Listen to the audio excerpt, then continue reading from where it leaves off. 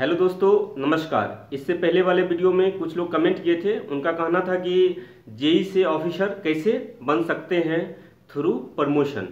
तो एक्चुअली इस वीडियो में सारा डिटेल्स बताएंगे कि जेई से आप ऑफिसर तक कैसे बन सकते हैं बाय प्रमोशन।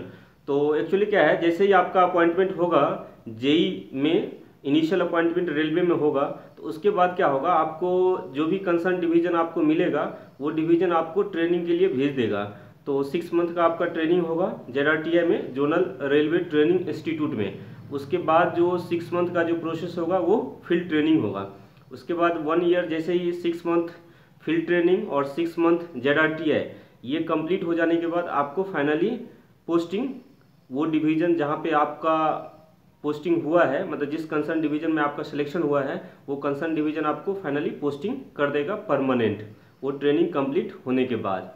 तो वो ट्रेनिंग जैसे ही कंप्लीट होगा तो वो जहाँ पे जेडआरटीए में जो एग्जामिनेशन हुआ होगा, तो वहाँ पे किसी एक एग्जाम्पल ले लेते हैं। अगर सोलापुर डिवीज़न है, अगर सोलापुर डिवीज़न से 10 लोग को ट्रेनिंग के लिए अगर जेडआरटीए में भेजा गया है किसी भी, जैसे पीवी पोस्ट के लिए, तो पीवी पोस्ट में 10 लोगों का ट्रेनिंग अगर जेडआरटीए में हुआ तो उनका भी कुछ ये होगा, रैंक होगा। कोई लोग 1 पे आए होंगे, सेकंड पे आएंगे, थर्ड पे आए होंगे, इसी प्रकार से 1 to 10 तक आए होंगे वो जेडआरटीए में जो एग्जामिनेशन कंडक्ट किया होगा। तो जैसे ही आप फिर डिवीज़न रिपोर्ट करेंगे वो ट्रेनिंग कंप्लीट होने के बाद, तो वो क्या होगा, वही आपका सीनियरिटी काउंट हो जाता है। जैसे ही वहाँ पे अगर इससे पहले अगर सोलापुर डिवीज़न में 20 लोग जेई में हैं ऑलरेडी, वो उनका अगर सीरियल नंबर में है, तो आपका 21 से शुरू होगा। आप लोग का जो 10 लोगों का है 21 से 30 तक होगा। तो इससे पहले वाले वीडियो में हम ये भी बता चुके हैं कि एक्चुअली जैसे ही इनकी से 67:33 का रेशियो होता है किसी भी डिवीज़न में, एसएससी और जेई का 67% सीनियर सेक्शन इंजीनियर होता है और 33% जूनियर इंजीनियर किसी भी डिवीज़न में होता है, जितना भी उस डिवीज़न में पोस्ट है। तो इसी बेसिस पर जैसे ही ऊपर से पोस्ट वैकेंट होते जाएगा सीनियर सेक्शन इंजीनियर का, तो जैसे ही जेई वाले जो है, मतलब सीनियरिटी लेवल में जो ऊपर हैं, उनको एसएससी प्रमोशन कर दिया जाएगा। तो इसी अनुसार मतलब ये आपका जेई से एसएससी बनने का तरीका है। तो इसका कोई तरीका का फिक्स नहीं है, कोई शेड्यूल फिक्स नहीं है कि 5 ईयर्स में आप बनेंगे या 7 ईयर में बनेंगे या 10 ईयर्स में बनेंगे। वो कंसर्न डिवीज़न पे डिपेंड करता है, कितने लोग कब रिटायरमेंट कर गए या कब कोई लोग इनकी से वहाँ से जॉब म्यूचुअली ट्रांसफ़र वगैरह करके चले गए, तो हो सकता है आपको इनकी उस बेसिस पर ऊपर लेवल पर चले जाएं सीनियरिटी में। तो वो सारा डिपेंड करता है कितने लोग वही रिटायरमेंट वगैरह करते हैं। तो वही जनरली अभी क्या है, डायरेक्ट वैकेंट, मतलब डायरेक्ट जो है अभी रिक्रूटमेंट नहीं निकल रहा है आपको सीनियर सेक्शन इंजीनियर का। तो इसीलिए ज़्यादा चांसेस है कि 5 to 7 ईयर में आप सीनियर सेक्शन इंजीनियर बन सकते हैं। दूसरा ये कहना था कि आप जैसे ही सीनियर सेक्शन इंजीनियर बन गए, तो उसके बाद क्या है, उसके बाद कोई प्रमोशन ये नहीं होता है सीनियरिटी लेवल पे। तो ये 4600 ग्रेड पे मिल गया, तो ये क्या होता है, सी क्लास एम्प्लॉय का जो हाईएस्ट ग्रेड पे होता है 4600 grade pay, level 7।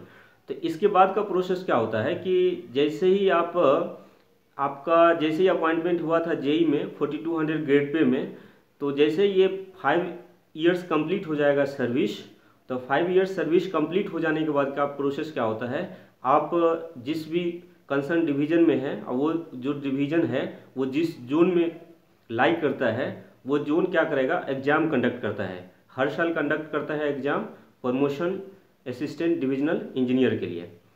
Bye promotion जो होता है असिस्टेंट डिविजनल इंजीनियर, तो उसके लिए एग्ज़ाम कंडक्ट करता है वो कंसर्न जिस डिवीज़न में आप हैं, और वो डिवीज़न जो है जिस जोन में लाइक करता है। एज फॉर एग्जांपल मान लीजिए कि अगर सेंट्रल रेलवे में अगर सोलापुर डिवीज़न आता है, तो सेंट्रल रेलवे में क्या होगा, वो एग्ज़ाम एलडीसी का, सेंट्रल रेलवे का जो जोनल ऑफिस है वो कंडक्ट करेगा एग्ज़ाम का। तो एलडीसी होता है लिमिटेड डिपार्टमेंटल कॉम्पिटिटिव एग्जामिनेशन।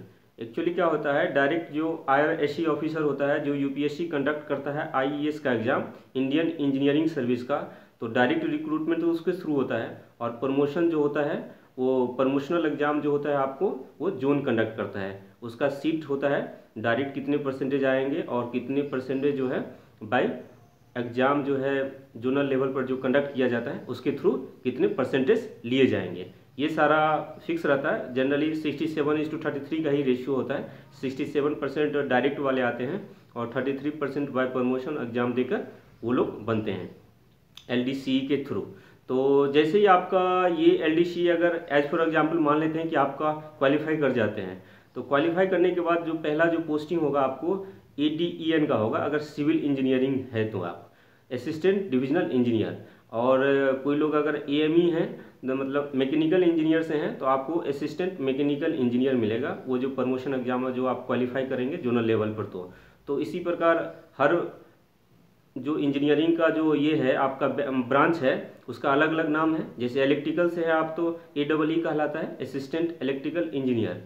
तो अगर इनकी से सिग्नल से हैं या इलेक्ट्रॉनिक्स एंड कम्युनिकेशन से हैं तो ADST कहलाता है, assistant divisional signal and telecommunication engineer.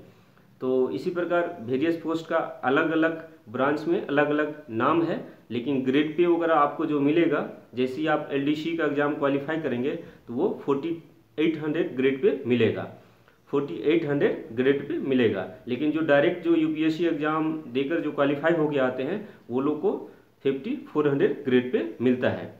दूसरा क्या है कि इसका जो आपका जैसे ही आप असिस्टेंट डिविजनल इंजीनियर बन गए, एग्जाम्पल मान लेते हैं LDC क्वालिफाई करने के बाद आपको 4800 ग्रेड पे भी मिल गया, उसके बाद का प्रोसेस क्या होता है, उसके बाद भी आपको वही आपका सीनियरिटी लेवल पर आपका प्रमोशन होता जाएगा।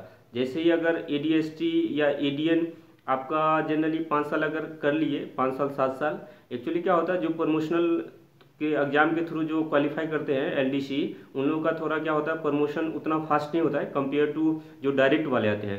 डायरेक्ट वाले का क्या होता है वो टाइम बॉन्ड होता है, 3 साल में वो लोग क्या है ना एक पोस्ट से दूसरे पोस्ट में उनका हमेशा वो चेंज होते जाता है, क्योंकि उनका प्रमोशन फिक्स रहता है, हर 3 साल में हो ही जाता है। लेकिन जो प्रमोशन के थ्रू आते हैं उन लोगों का जनरली आपको टाइम लग जाता है, उतना जल्दी जो है आपका प्रमोशन नहीं होता है जितना डायरेक्ट वाले का होता है। तो मान लेते हैं अगर ADN अगर बन गए असिस्टेंट डिविजनल इंजीनियर, तो उसके बाद का जो नेक्स्ट जो आपका ये होगा, हाँ नेक्स्ट जो आपका जो पोस्ट होगा वो DN का होगा, डिविजनल इंजीनियर का होगा, डिविजनल इंजीनियर का होगा। अगर आप DN में भी अगर 6 साल 7 साल रह जाएंगे तो उसके बाद का जो पोस्ट होगा सीनियर DN का होगा, सीनियर डिविजनल इंजीनियर का। इसी प्रकार वेरियस पोस्ट आपका चेंज होते जाएगा जैसे जैसे आपका जनरली जितना भी आपका सर्विस लेंथ बचा हुआ है उसी प्रकार आपका प्रमोशन होता जाएगा। लेकिन वही डायरेक्ट वाले से उतना प्रमोशन वाले का फास्ट नहीं होता है।